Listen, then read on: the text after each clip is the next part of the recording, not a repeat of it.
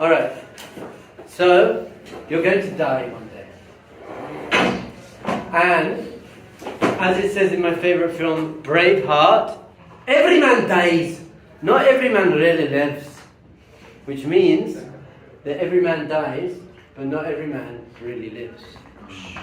So most people I see, they're walking around, they're not alive.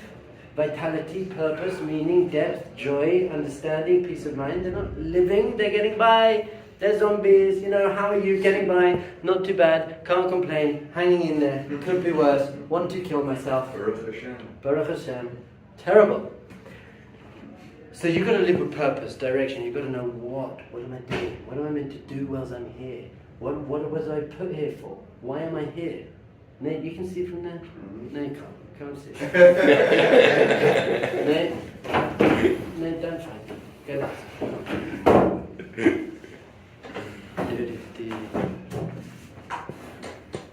I'll take you both.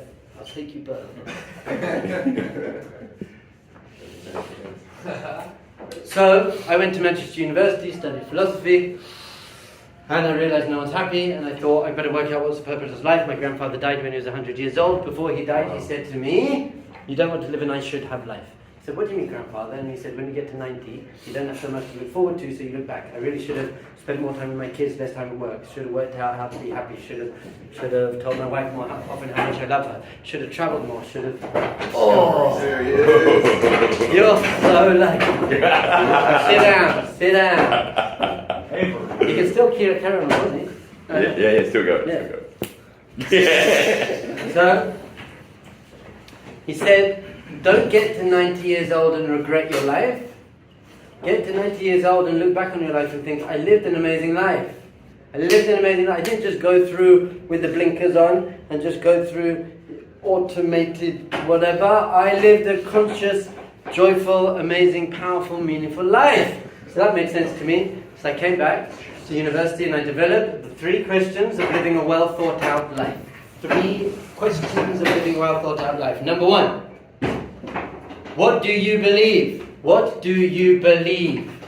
So I used to go around and I used to ask people who I thought were over the age of 90, that was a criteria, I didn't tell them that was a criteria, but basically the most old, wrinkly people I could find, and I'd say to them, do you believe in life after death?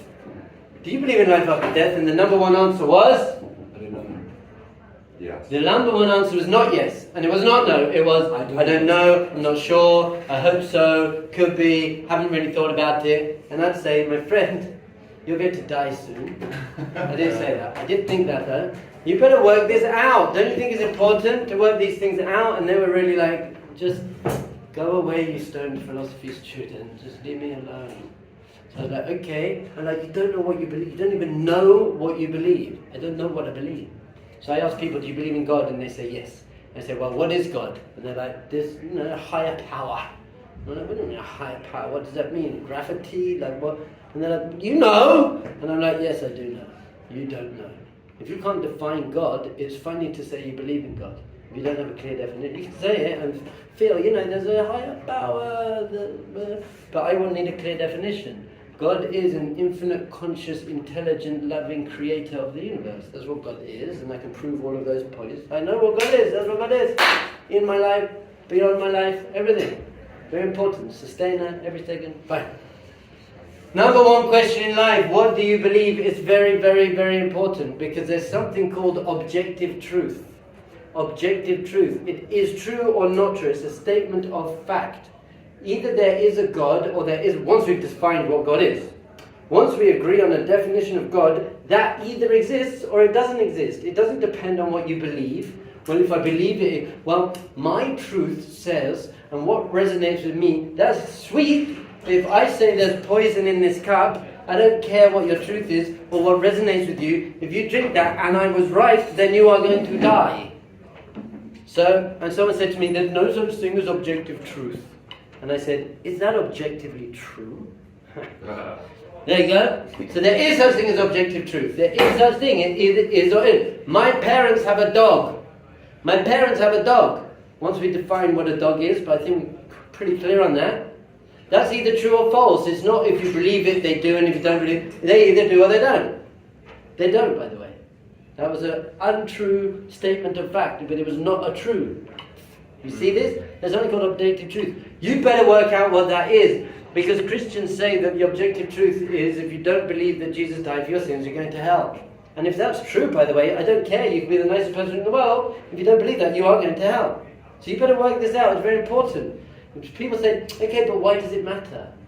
Just be a good person. It matters, because if you don't believe in Jesus, you're going to hell. Or if Buddhism says that you have to go and meditate in a cave and don't get married, and Judaism says you should get married, they say you don't have a soul, they say you do have a soul. So it's actually very, very critical that you understand what the truth is, because you want to live in line with the truth, because there are consequences. Or there aren't consequences, and it's okay. If the atheists are right, by the way, do what you like. It doesn't matter, because there's no consequences. You die, they die, it's okay. But you've got to work out, what is it? It's very important. Second question. Why do you believe that? Why do you believe what you believe? Everything you believe really for one of two reasons, unless you're a little bit more conscious. The two reasons you believe everything you believe are someone told you. Your parents, your school, your society, your friends, or in the same one is, or you're rebelling against what they told you, so you're just like, I hate you all, so I'm not going to believe that. No. But in general, 98% of people on the planet are just a product of their society. If you were born in India, you'd believe in many gods, and if you were born in China, you'd be a communist. If you were born in Mersharim, you'd all have 10 children by now. If you were born, basically, where you are born, that's going to make what you believe. Even in terms of your football team, what football team do you support? The one that I was born near. If you were born 3 hours up the motorway, you'd support the other football team. So you basically just become a product of your society. Most people never, including religious Jews, by the way. I'd say 90% of religious Jews, 95% of religious Jews are just religious because that's what they were told and that's how they were brought up. That's the number one reason people believe what they believe. Number two reason people believe that what they believe is because they want to believe that. It makes me feel good. I want to believe that there's life after death because I don't want there to be anything. Or I don't want there to be life after death because I don't want there to be consequences. I want to believe it's okay for a Jew to marry a non-Jew because I'm in love with my Japanese girlfriend. I want to believe it's okay to eat kosher food because I really like Burger King Whoppers. I was like, you believe what makes you feel good and what you want to believe. It's not a good reason for believing things. Third question. How do you know you're right? There is an objective truth. Is the pig is spiritually harmful for Jewish people or is not? It's one or the other. Don't care if you believe it or not. So what's true? Buddha says you don't have a soul. Sam Harris says you don't have a soul. Sam Harris says you have no free will. I say you are free will. One of us is right, one of us is wrong. We're not both right. You can't both be right. One of us is right, one of us is wrong. How do you know you're right? Very important question. How do you know you're right? You know what most people say when I ask that question? You don't. You don't. You can't know you're right. Not true. Not true. How do you know your mother is your mother? DNA test? Pictures. She told you. Okay. Mannerisms, characteristics and mannerisms. You look like her. The photos, everyone says she's your mum. You've been living with her as long as you can remember. What's that called? What's that called? Hillel Meir. Hillel Meir, what's that called, all these things? Evidence. I got evidence. I got enough evidence that I know she's my mummy. How do you know there's a country called China? Because everything was made there. Read all the things. It says made in China. And you've seen China on the map. And you met Chinese people. And you've eaten Chinese food. I lived in China for 6 weeks. More. About 2 months I lived in China. And in China, it's amazing. They call Chinese food, they just call it food. It's amazing. So, I know there's a place called China because I got lots of evidence that there's a place called China. So I left university, I was like, I've got to work out what's true. I'm going to go equipped with my 3 lessons, my 3 questions, and I'm going to find out. I'm going to ask everyone. So I went, I lived in Asia for 6 years, in Laos, that's me in Nepal, that's me in Shaolin, this is me, this is me in Sri Lanka, that's actually in India, this is me in Laos. So I lived and I was asked, I do all 10-day silent meditation retreats. I got a black belt in Taekwondo, brown belt in Aikido, yoga retreats, fasting for 7 days. I did a lot of things just trying to find out the truth. What do you believe? Buddhists, what do you believe? Amazing. Why do you believe that? Because Buddha said so. How do you know it's true? Because Buddha said so. No, but how do you know that that's true? Because I felt it in my meditation. No, you felt something in your meditation and you put your Buddhist education onto that experience. The Christian had exactly the same experience in his meditation, and he just said that's Christ consciousness, and you called it Buddha mind, and he called it Krishna consciousness, so that's not evidence. That's just you're saying that you were told it, and it feels right. That's not evidence. Where's your evidence? So I traveled 6 years in Asia, and you could buy my book, Mastering Life, a unique guidebook to Jewish enlightenment. And then I was going to canoe down the Amazon. And I stopped in Israel for 3 weeks. Someone said to me, why don't you learn about Judaism? And I said, because it's male chauvinistic and outdated, and you think there's an angry man in the sky who's going to punish you if you don't do his rules. And the prayer book is stupid. It says, God, you're so great and awesome and mighty. And I'm like, God, you're so insecure and egotistical that you need me to tell you how great you are the whole time. And there's all stuff in the Torah that I just don't agree with. So that's why, and someone said, just start learning a bit. And I went to Sfat and I started learning deeper aspects of Torah. And I realized, hold on, we don't believe there's an angry man in the sky who's going to kill us if we don't do his little rules. We don't believe in that. There's actually an angry woman in the sky. Yeah, not even that. We don't believe that. We believe God is everything. God is the infinite, conscious, intelligent, loving creator of the universe. By the way, if God is everything and infinite, what are you? You're a piece of God. You're a piece of God. You can't be separate from God. By the way, if you're a piece of God, when you're praying and you're saying, God, you're so great and awesome and holy and mighty, what are you really saying? I am great. I'm great. That's why the word for to pray in Hebrew is lehit palel, which is a reflexive.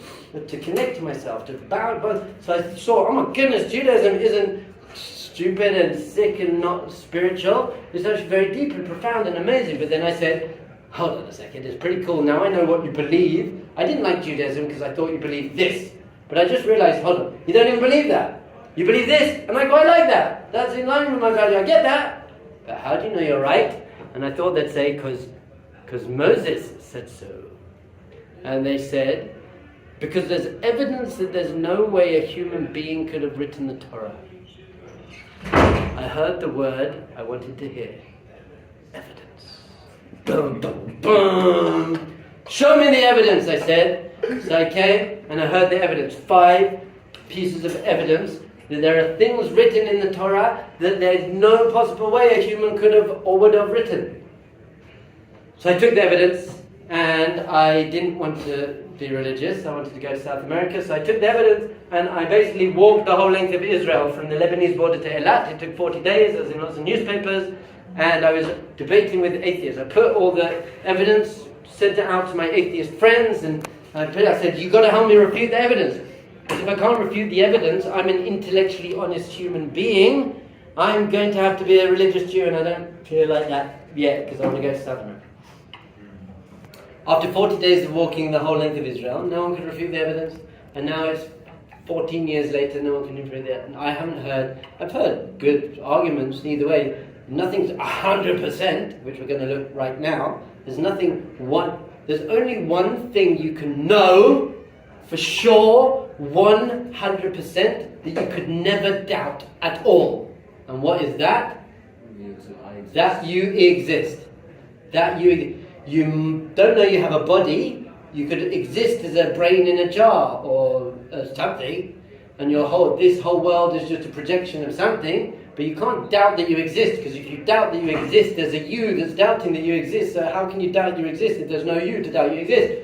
So that's the only thing you can know 100%. But apart from that, we have 3 levels. Number 1 level is faith. Faith means strong conviction based on no evidence. There's no evidence, but I just believe it because my mum told me, because someone's very charismatic, because I want to believe it. You know what?